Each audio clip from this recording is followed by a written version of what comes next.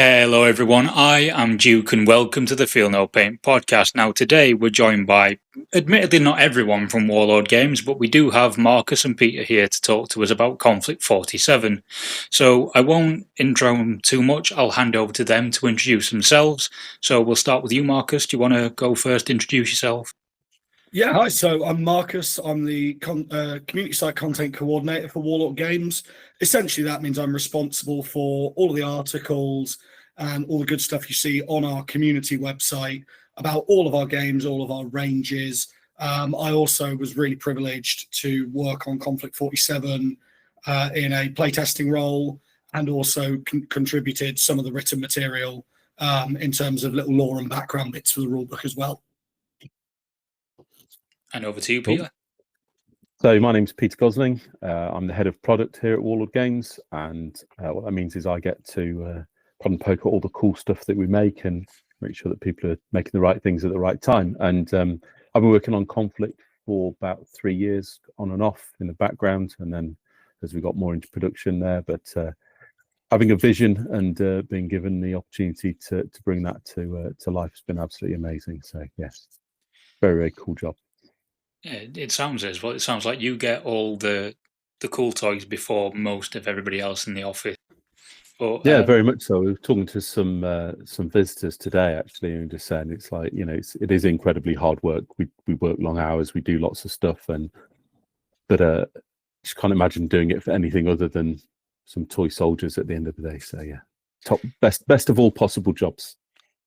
To be honest, that reminds me for a sec. For anyone that doesn't know, Warlord Games does do a studio tour on a Friday. I believe it starts at 11, doesn't it?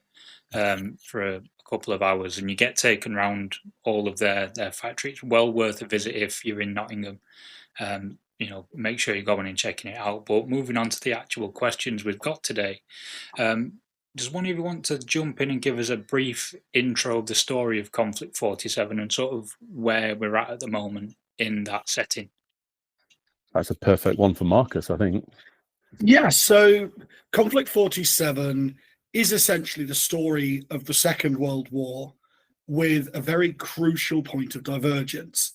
And that point of divergence is in 1944, the United States has their atomic tests as part of the Manhattan Project. That opens a rift. And that rift is the point of divergence that vastly accelerates and fundamentally changes the level of technology and the nature of warfare. They then drop a nuclear weapon on Dresden, on the German city of Dresden. And that's where the war really kicks off and gets weird. Konflikt47 is at its core the game of heroes, horrors, monsters, and mechs. And they all stem from these rifts that have been opened. One in New Mexico, opened by the American tests. One in Dresden, opened by the American bomb. So we joined the story in 1947. We're 2.5, 3 years on from those first nuclear detonations and the opening of the rift. And we've seen just enormous socio-political change across all of the belligerents in the war. But we've also seen just a huge change in the nature of warfare itself. Things that were cutting edge in 1944 are hopelessly obsolete now. Warfare has taken on a very new face, and that is a face where rift technology and technology that has been made possible by the rifts is the king of the battlefield. And while there is still a place for conventional infantry, conventional armor, it is a battlefield where the monsters and the latest technology and the latest weaponry that only a few years ago was utterly inconceivable reign supreme. On a more global front, what we've seen is a vast change in the way the war is fought and for why. So, for example, Germany is no longer. Germany has consolidated with its erstwhile allies into the Axis, and that's been due to the rise of a shadowy group called the Green Vault, who more will be revealed about as the story continues. But for now, the crucial thing to know is they've essentially replaced the leadership of Germany, of Italy, those Axis powers, and they are running the show. And they're not nice people. They are not good people. This is not a positive change of management for anyone involved. Britain has pulled its Commonwealth much closer. The United States is now essentially on a crusade.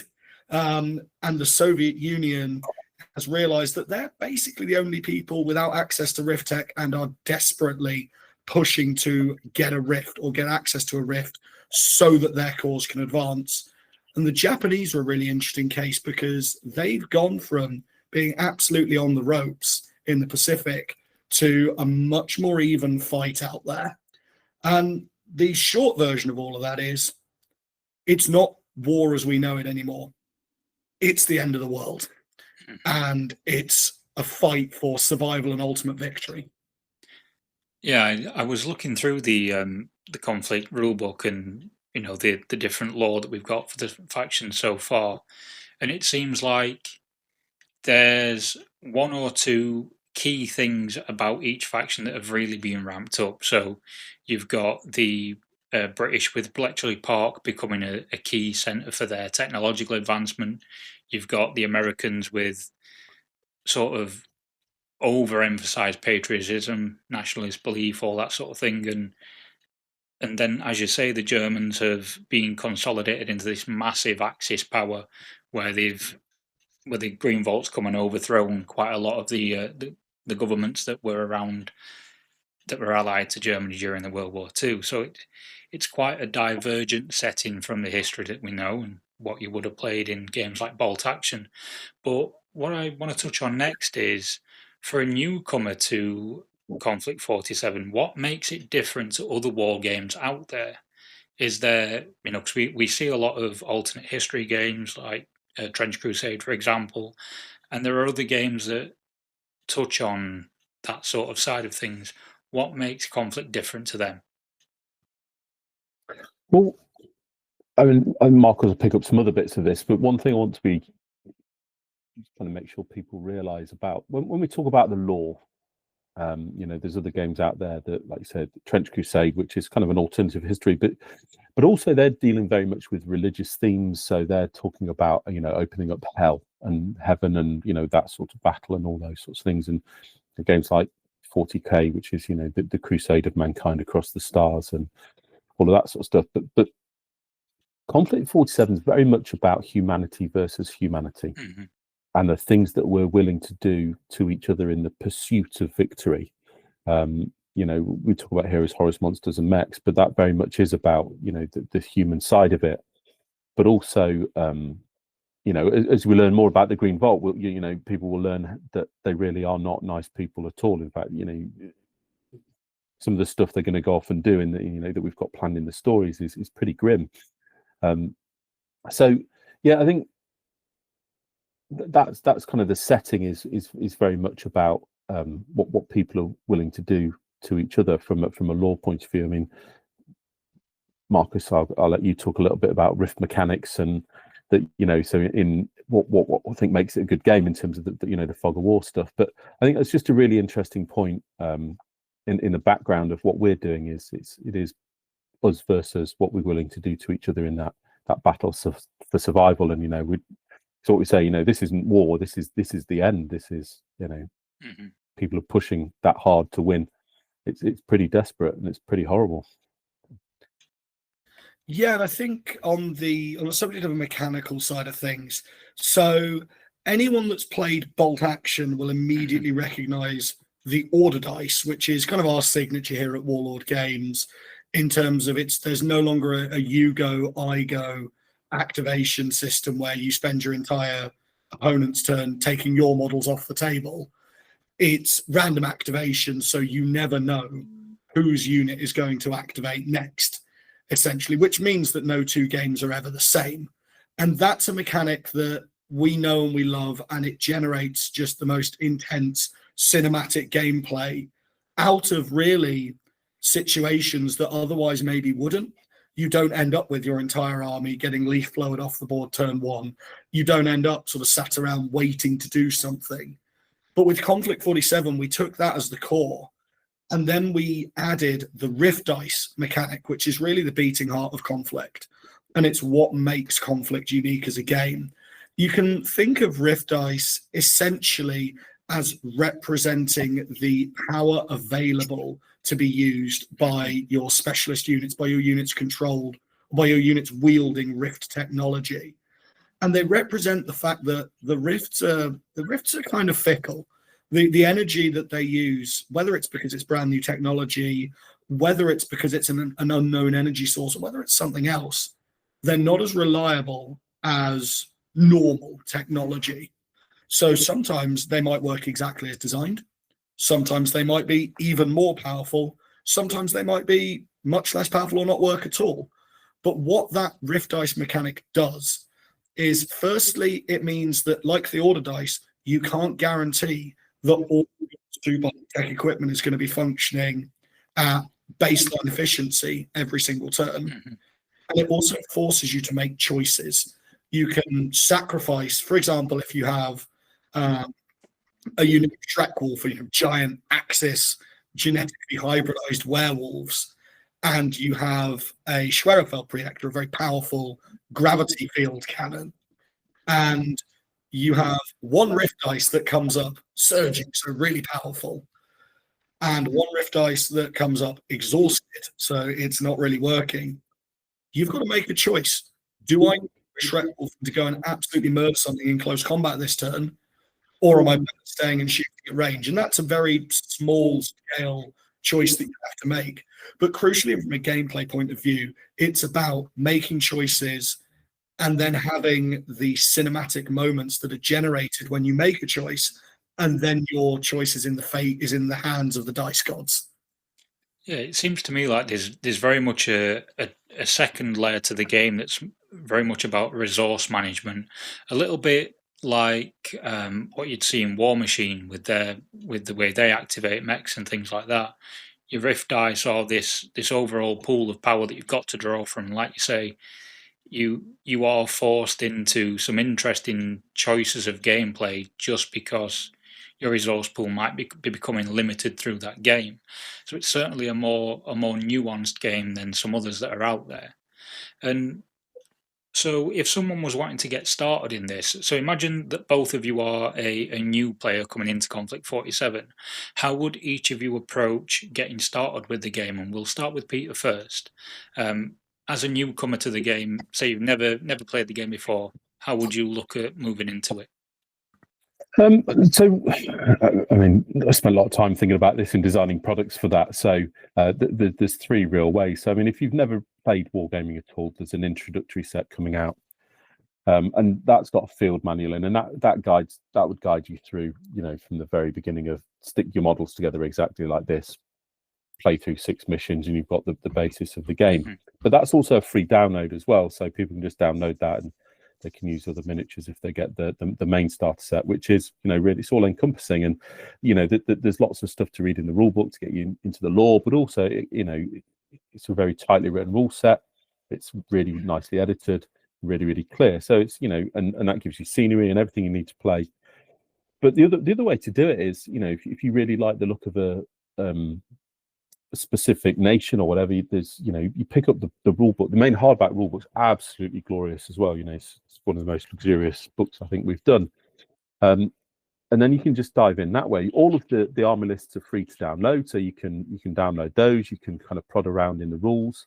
We've got an app as well, so you subscribe to the app and you can go through all that. So I think we've tried to build lots of different ways to get into it as possible.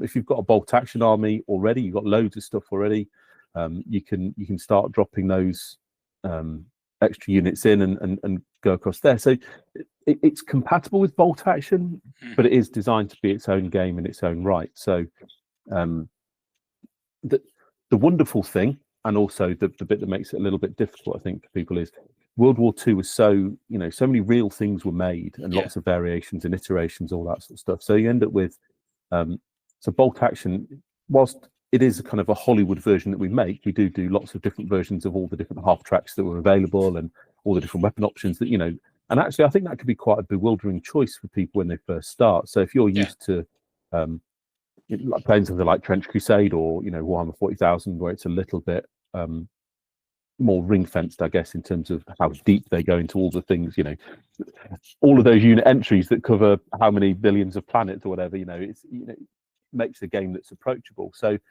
we wanted to make sure that Konflikt was approachable in that way. So The conflict stuff is nicely ring fenced, I think, and we will add more to that as we go, and we'll make good decisions about how big that gets. We don't want anything to bloat, but you can bring in all of your bolt action stuff as well and add some of those things in. But yeah, it's been a bit of a journey for that. So how do we get people to start and trying to think of it for all those different ways? But now I'm going to be diving in with the Japanese, I think is what I've decided. But while I wait for them, I'll do my Axis in US Army. Yeah, I think it's going to be British for me. I just want loads of. I don't even want a lot of the troops. I just want loads of walkers and Merlin walkers just leading other walkers with a couple of the sort of the mechanical infantry. I think British is going to be where I'm going. And Marcus, for yourself, how would you approach it? I think in fairness, Pete's done a really good job of sort of going through all of the routes of entry. I'm quite old school, I suppose, in when I'm looking at getting into a game or getting into an army, the first thing I do is I look at the models and go, which models do I think are coolest? Which models am I actually going to want to build and paint? And then I kind of worry about the rules later. The great thing with Konflikt, a couple of great things with Konflikt, because the army lists are free. I'm quite a competitive wargamer by nature. Right. So the first thing I'll do when I'm sort of putting an army together is I'll look at what cool models there are. And I go, all right, what does that actually look like on the table? What does that look like as an army list? And then from there, it's, okay, I know which models I want to buy because I'm going to have fun painting and modeling them. I know roughly what they're going to look like as an army on the table. I'm going to get the rule book as well. And there we go. There's my route of entry into a new system. And one of the things that's really good with Konflikt, because it's so much of a big deal for us, because we've put as a company and as individuals and as a team so much into this. One of the things I think that people will hopefully see and can feel confident about is how much stuff there is in the pipeline coming. Because there's nothing worse than you get into a game, there's some really cool models, and then that's it. There aren't any more cool models for that faction or anything like that.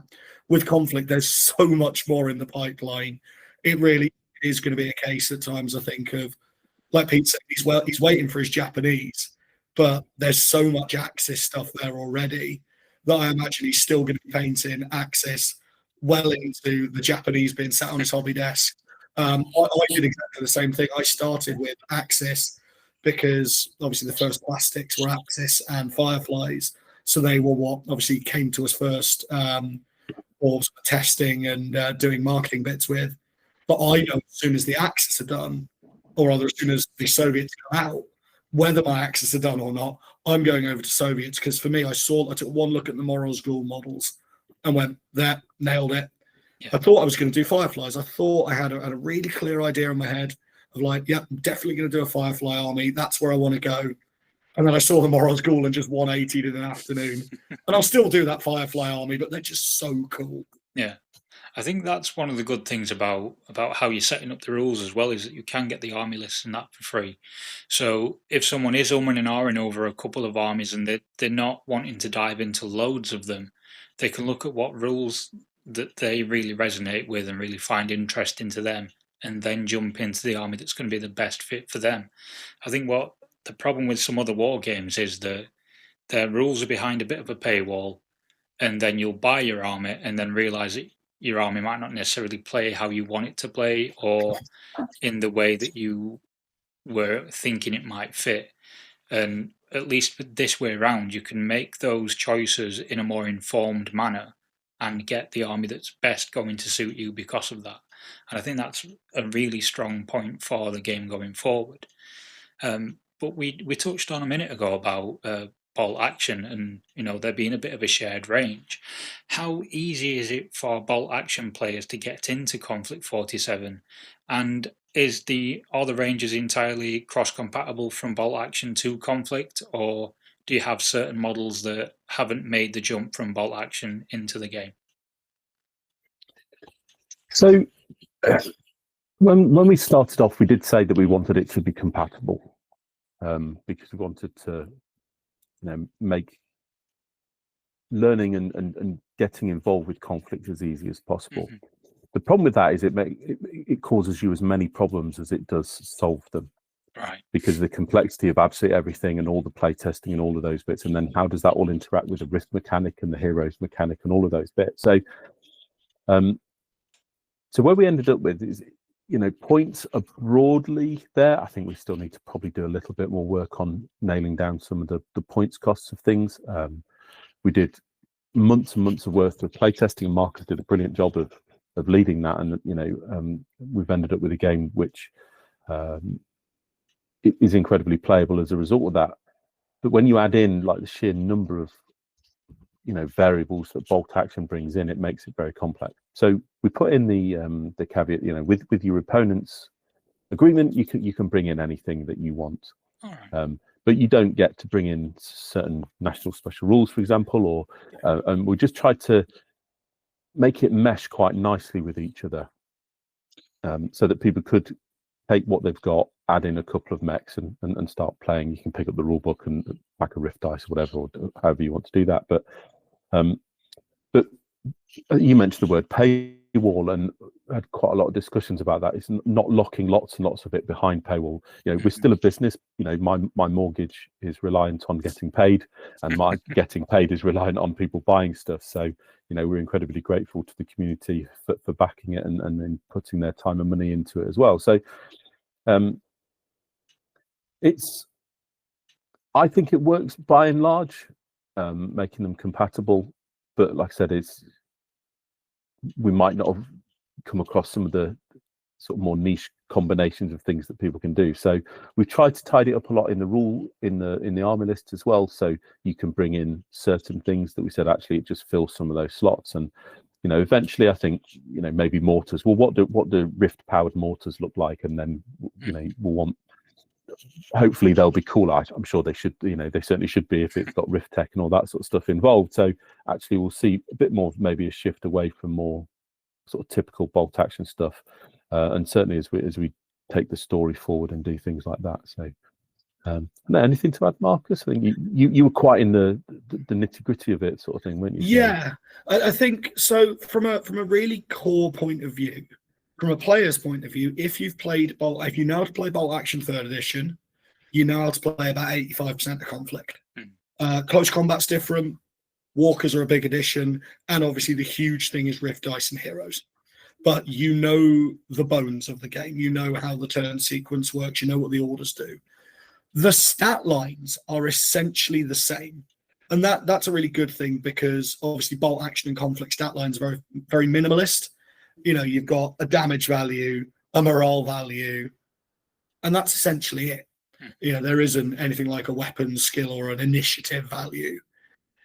So that makes it, on one level, very easy for them to be compatible. One of the challenges we actually had during playtesting was what we desperately wanted to avoid was a situation where the best Konflikt47 army you could field, the most effective Konflikt47 army, was actually just a bolt action army. Right. And that was something we did quite early in playtesting. Was we went away and we took a look at some sort of top tournament bolt action armies and some bolt action armies that are just relying on some really gnarly stuff like multi-launchers and all of that. And we went, right, let's run these against a pure Konflikt47 army and just see how that shakes out. Firstly, most importantly, does it produce a fun game? But what weird rules interactions does that cause? And yeah, at the end of the day, simplifying became the right answer for us. It was just a case of, let's look at what can transfer over seamlessly. That goes over. What can't, it doesn't come over. So if there's a rule that exists in both Konflikt and in bolt action, in Konflikt, you use the Konflikt version of the rules. If the rule doesn't exist, you import the bolt action. And it's things like that. But we knew that it was going to be so complex because, as Pete says, there are so many moving parts in bolt action already that we couldn't go, oh, yeah, no, this is absolutely fine. Don't worry about it. Just do whatever you like. We had to make sure that people understood, hey, this is going to throw up some really weird stuff from time to time. And the further you push it, the further the game is going to throw up those weird things. Yeah. And we wanted to give people that license to go away and have fun and really push the envelope.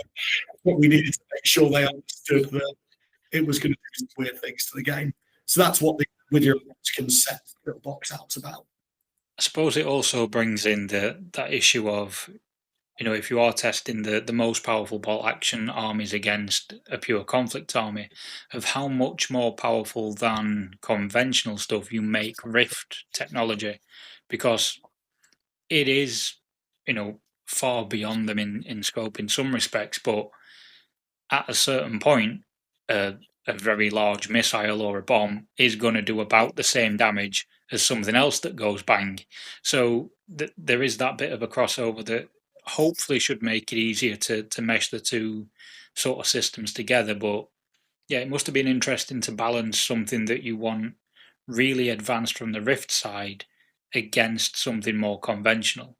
And I imagine that'd be the challenge. Sorry, go on. It's funny because Peter said that exact line about a big bomb or missile or a big anti-tank gun still doing a ton of damage so many times during the development phase. It's a useful reminder, and we snuck it into the book as an Easter egg.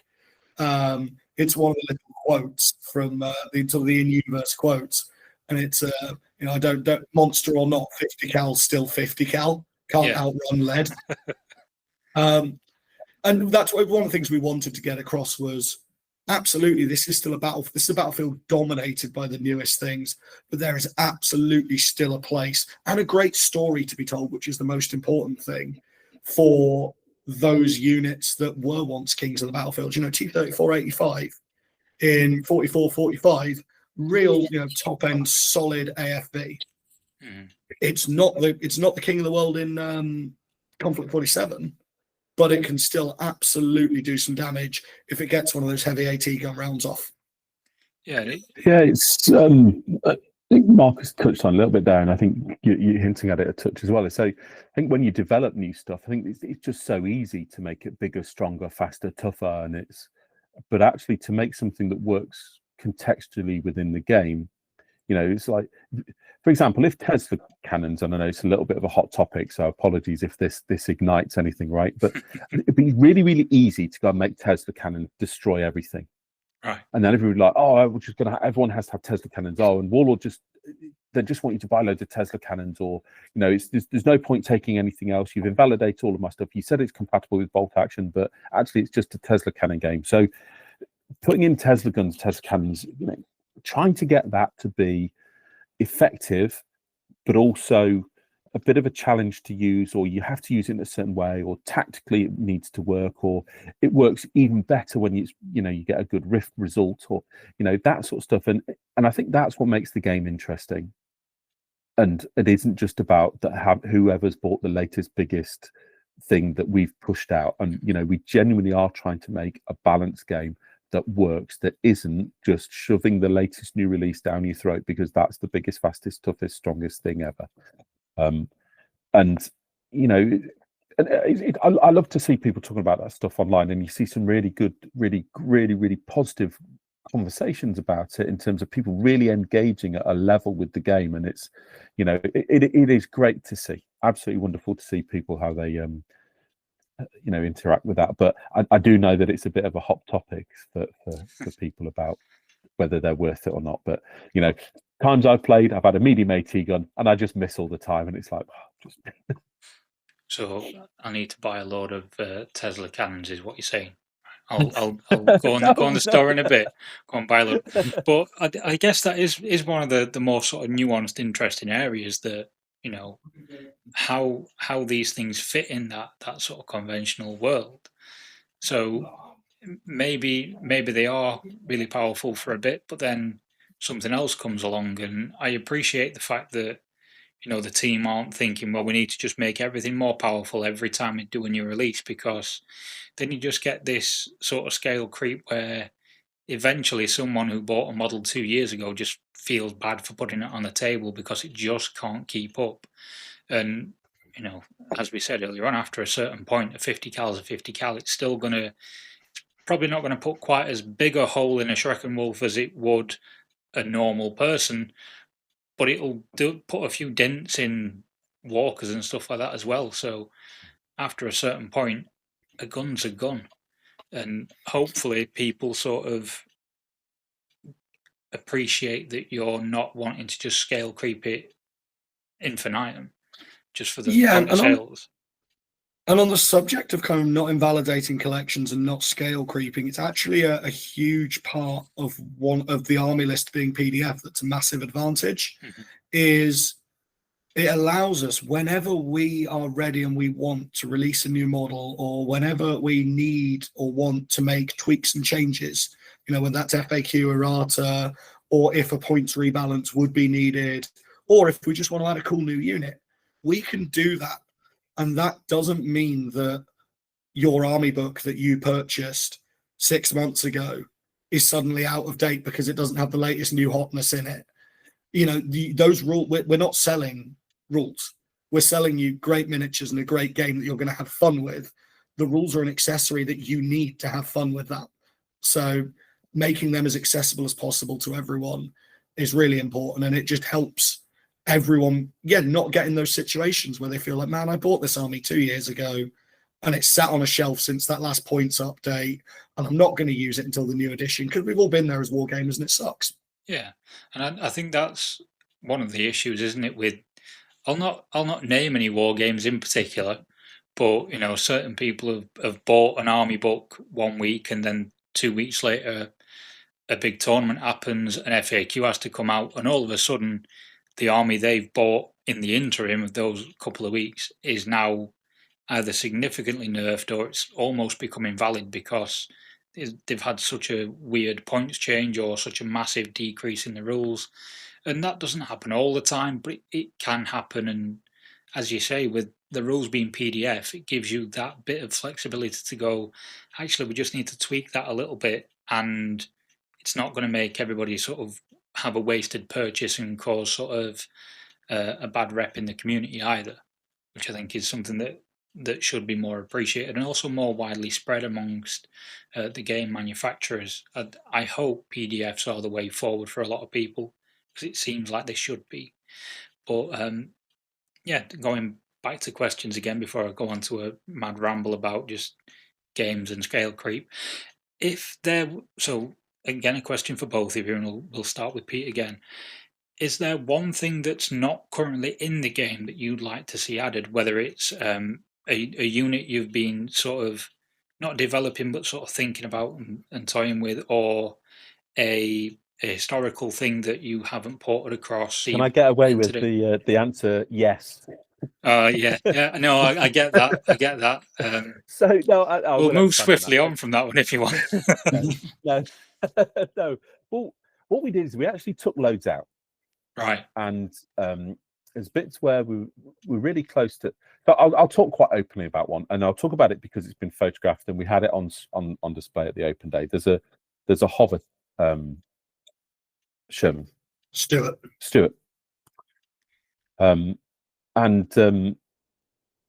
we're talking about hover rules. So we've got the linebacker and the jump packs, and we talk about how how early that is in the tech and the development of that sort of stuff. And you're saying, well, actually, would they have perfected completely hovering tanks and having them flying around on a battlefield to do that? So it starts to feel a little bit too sci-fi, far too sci-fi. We kind of we skipped on a little bit. So look, let's take hover out entirely. Let's not do it, because we're looking at.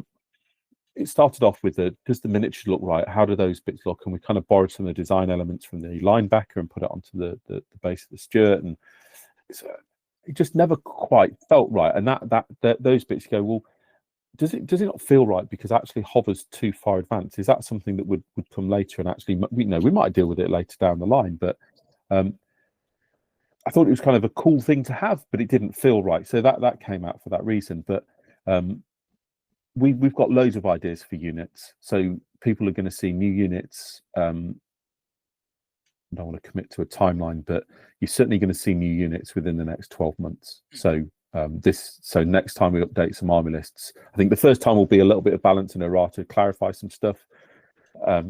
But actually, certainly some of the times after that, over the next 6 to 12 months, you're going to see new units in there. You're going to see new rules, new options, and things like that. So there's definitely stuff, because I've actually just asked for them to be sculpted today. So there's definitely something coming in the next 6 months that is brand new. And it's great narratively, and it brings the story on, and it adds a bit more depth and rounds things out nicely. But yeah, very much so. And that's kind of the best part of the job is, you're sitting talking about these backgrounds of stuff. And we had a little bit of a round the table talk about a miniature that's in development as well, and talking about the background and the lore and how all of those things fit together. It's loads of cool stuff coming. But that hopefully that's enough to. Yeah, I think that answers the question without. When I wrote these questions, I thought, oh, that'll be a good question, not thinking it's probably not a question you can answer that well. But you gave a pretty good answer for it anyway, all the same. But yeah, so we, again with that idea of would they have perfected this certain technology as the timeline moves on? Speaking about the timeline as a whole, are there plans to move beyond 1947 and progress the timeline into the future, or is it a fixed point in time where you just sort of you fight in battles in this short window, as it were? So I kind of went through this with the team the other day. So it is definitely 1947. It's the beginning of 1947. So the timeline in the book is kind of where it is. And what we're going to do is we're going to talk about all the events leading up, and it all. So the plan is for 7 books, and they'll tell lots and lots of story for a few of them, and then it'll culminate in a bit more of a climactic ending for probably the last 2 of those. So what we'll do is we're going to go back and talk about things back in the timeline and start showing how all of these little things have all woven together to create the situation. So I think we've got so much we can go back and talk about. We don't need to push the timeline on, not very far at least anyway. And I'll say this now, actually, I think we might play a little bit fast and loose with how much you can fit into a day. It won't be too much. There won't be, people won't have people in 2 places at one time. But we'll cram as much story in as we can, as we think it is right. But the Green Vault, they've been, we talked about them being around for hundreds of years. So there's lots of stuff to talk about without having to move the clock on, and all the developments of technology and all of those, the secrets that can be revealed as people travel around and see new things. And there's a lot of war centered around Europe, but when how did Japan fight in America, and the Americans go out to the Pacific, and what do they see there, and it reveals certain things. So I think that there's plenty of depth we can add in with the timeline that we've got. We've got from the 30s, late 30s onwards. It depends how far back we want to go in there, but there's plenty of cool stuff to talk about and develop there. But again, just going back to what I said, it's about being sympathetic and not making it look too much. And a lot of the discussion around the miniature we were looking at today, it was for the Empire of Japan, and it was about just getting the balance of technology right. That talk about the shape of technology and shape of rift within that. Are people good at a broad range of things, but not very deep? But actually certain nations have chosen a very specific area, and they've gone really, really good at that. And that just helps create these different shapes of nations and helps those archetypes. So it's been very easy. I know if I'm on a tangent now, but it's very, very easy to go and make every single nation kind of the mirror image of each one. Yeah. And there's a lot of people saying, "Oh, Style Troop," and they're they're the 7+ armor, and everyone else needs them. It's like, well, eventually, yes, they will, but otherwise you're just doing clones of each other, and it just maybe the miniature looks different. So we're trying to lean into those archetypes, we're trying to make everything play differently, trying to make sure that you can look at something, and like Marcus said, very much you go, I really like the look of those. They're the ones that are for me. I saw those miniatures, but actually they play in the way. So when you look at like the Morrow School, does the whole of the Soviet bloc actually play in a way that's represented visually by those things as well? So, but so it's anyway. Yeah, I was thinking about that as you were answering. Sort of the Green Vault, in a way, you do have that scope to go quite far back with if you wanted to, because they've been operating behind the scenes for a very long time, pulling the strings. And even within the short window of, the couple of weeks where all the emergent Rift technology starts happening, even in 1944, when just after Dresden, you've got all that sort of scope to go, well, here's how they arrived at this point, even though you're not telling a story in the present of the setting. The other thing I was thinking, though, as well, is the war itself didn't go on for very long, but there was huge leaps and bounds in technological advancement, and a massive amount of things were achieved in that short space of time. So even if you didn't progress very far, you've still got a hell of a lot of story to tell in that time frame. So I think it's going to be very interesting as a fan looking at how you develop that going forward. And I would like to see where particularly Britain and probably the Japanese Empire end up in a couple of books' time. But speaking of that, not long ago you had an open day where you showed off a lot of the ranges that might be coming up and will be coming up. Showed off some new models. Do each of you have a favourite from those new ranges? I'm gonna guess, Pete, yours is probably from the Japanese range. But Marcus, what about yours? We'll start with you. Any favourites from the ranges coming up? So the cheat answer would be to say the Moroz Ghoul, which for the Soviets, but they're weirdly, they're not actually my favorite of the new models. They're just the models that I saw and immediately went, I want an army of those, which is a big difference, right? Sometimes you see a model and you're like, I really want an army of that. And then sometimes you're like, I just love everything about this model. I would be happy to have one of this model, For me, it's the British automated infantry, the Mark 1s and the new Mark 2s. The aesthetic of them I've always loved. For me, they're some of the scariest models in the game, in the lore. It's kind of a little bit hard to justify potentially when you've got Shrek Wolf and a Nachtjäger and Ursus and Moroz Ghoul and what have you roaming around the battlefields. But I think for me at least, what the automated infantry represent is the relentless march of progress. And you'll see that a little bit in the British lore, bit studied in the fact that the massive rise of automation in Britain is putting people out of work. There's a growing neo-Luddite movement in the Commonwealth that is not happy about having to go at the front and fight and die while automation takes over at home. But on the battlefield, you look at these automated infantry, they don't feel pain or fear or remorse or anything really very human at all. And for many people, I think they're the new face of warfare, and it's a warfare without conscience. It's inhuman. And I love them because the models represent that so well, because they look like people, but they're not people. They've almost recognizably got a face with the single eye and the little clusters. They're bipedal, but they're so sort of uncanny valley ganglion massive. They cut such a cool silhouette. And also, who doesn't like a giant robot in a tin hat toting around a Vickers gun? That's just cool, right? Yeah, I agree with you on that one.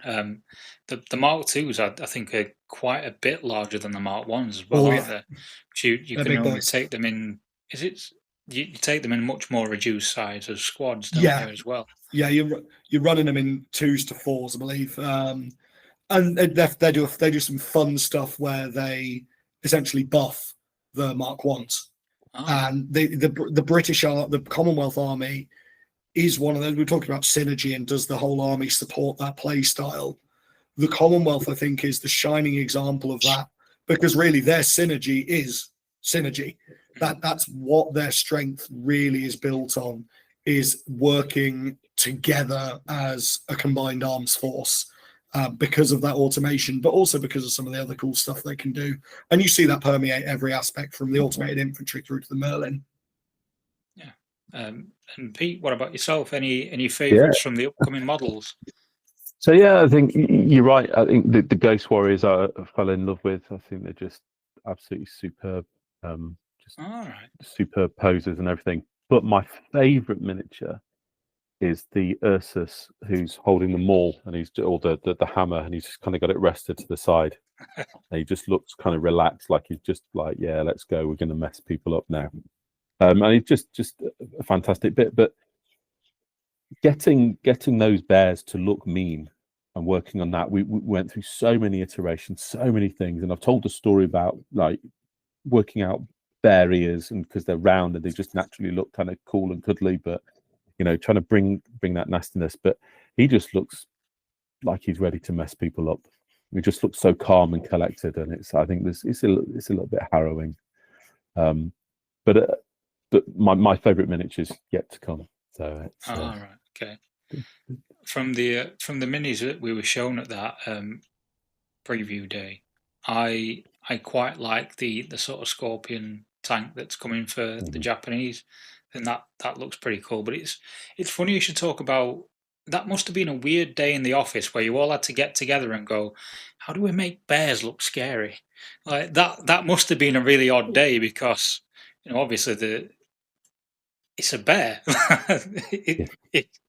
It's a bear with a hammer. Like, of course it's scary, but yeah, I can see where some of the sort of historical toys and things around that would have made making a bear a bit more anthropomorphized look scary be a bit of an issue when you try and design a war game, in a sense. Absolutely. So think about bears. Where do you normally see them? Well, they're teddy bears. They're soft, cuddly toys in people's houses more than they are monstrous miniatures that are going to, tear people to pieces on the battlefield. So, inherently, I think everybody's like pre-programmed to think about bears being cuddly and everything. It's only when you see them charging in like nature documentaries you suddenly realize they're huge and brutal and nasty things. So, I think you're predisposed to think of them as kind and cute and cuddly. And I'll say again, rounded ears don't look terrifying, but that's the ears that they have. So it's little things. So make sure they're baring their teeth, and manufacturing constraints means that those teeth have to be a little bit thicker than maybe you'd want them to, so they look even weirder. But making the eyes bulge that little bit more maybe than they would do, and it just shows that aggression coming through, and just trying to find those little things that just knock it from ooh to it's that scariness factor. But it was good fun, and I was sending people weird photos of bears growling and stuff. So it's like this is how we this is what we need to get across. So just sending everyone like little screenshots from Winnie the Pooh, Blood and Honey, like this is what we need to do, but with a gun in its hand. But so we've only got a couple of questions left, so I just want to sort of touch on the range as a whole. How much of it is coming into plastic, or is it going to be mainly Warlord resin and a mix of a couple of plastic kits? I know we've seen the starter kit in plastic, but yeah, are there plans for more plastic in the range, or is it mainly Warlord resin? No, very much so. Plastic's a key part for us, for us to get Konflikt out to more and more people. It's it comes down to investment. It's tens of thousands of pounds for a plastic injection mold versus hundreds of pounds for resin molds, and it takes months and months to make a plastic mold, and within 2 days we can have stuff out in Warlord resin. If we've got a 3D print 2-3 days later, we can start churning them out. So it's been really difficult. Had we had an infinite pot of money and a lot more time, then we'd see a lot more plastics to begin with. But I'm really happy with what we're doing. We've got some of the legacy stuff that we've kept, and we've updated the boxes for those. But all new stuff will be Warlord resin or traditional resin or plastic.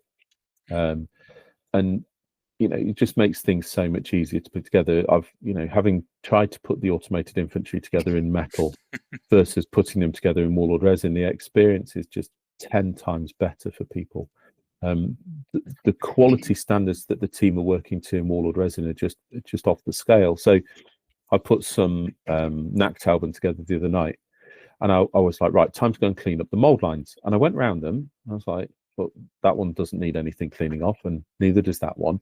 And eventually I found a little vent that needed clipping off, and then there was just a tiny little bit on one of the heads. I was like, well, that's really satisfying, because it literally was get some super glue, stick them on, and I'm good to go. There wasn't ages, lots of scraping off the plastics or anything. So plastic mold lines or whatever. So more plastics, absolutely. We've got 2 new kits in the works right now, and as long as we think we can get the payback on them, I've got more freedom than I've ever had in terms of what plastics we can put through. So yeah, it's really exciting. But we need to keep getting more and more people playing Konflikt, and the more people that play, the more willingness the owners will be to invest more and more in plastics. But what I will say is Warlord Games is absolutely 100% behind this game, and we have years worth of content planned and ideas, and we're really firming up the team. It's becoming people's full-time jobs to support this now. So we're in it for the long haul with this, absolutely. So I've been thinking and plotting and doing stuff for 3 years already, and I've got at least sort of 5 years worth of overview plans, and as much as we can, I think, to summarize. I think it's a good point as well about pulling new people into the game, especially obviously the company needs to do that, but I think Konflikt47 is a really good game to do that, to bring people to Warlord's ranges, because personally myself, I don't really touch historicals that are only an historical game. I'm still a bit on the fence about how I feel about them because of the historical context, but I feel like something like Konflikt that borrows quite a lot from a historical setting, but also makes it very different as well, is a really good step in the right direction for companies to start looking towards doing. And I'm quite happy I've found Konflikt when I have done, because it's starting to get these new ranges that I love most of the range, to be honest. I just don't have an endless wallet that can buy all of it. I mean, but then you never know. Like one video popping off and I've bought all of it. We'll see. But to close out today, is there anything that and I'll pass this on to both of you. We'll start with Marcus first. Is there anything that we haven't talked about today that you would like to speak about, bring up, or promote that your team has been working on, or for the game as a whole? I think just to tell people, firstly, it's something we've said and I've said about a lot of our games, but with Konflikt, and just to tag on to what you said about historicals, the right way to play Konflikt47 is the way where you have fun. Mm-hmm. That is it. You don't need to worry. Have I painted this the right color? Have I adhered strictly to the historical organization charts? Because Konflikt47 is a completely new universe. So if you're having fun, you're doing it right. It is a very big place, and there is always ways to justify what you're doing and how you're having fun. But in terms of promoting things, I think, as Pete said, that this is something that we're massively committed to. And I've been really privileged to be involved with some really, really cool additional content, additional lore content particularly. We saw the first of them in the first audio drama that we put out for Combat Drop.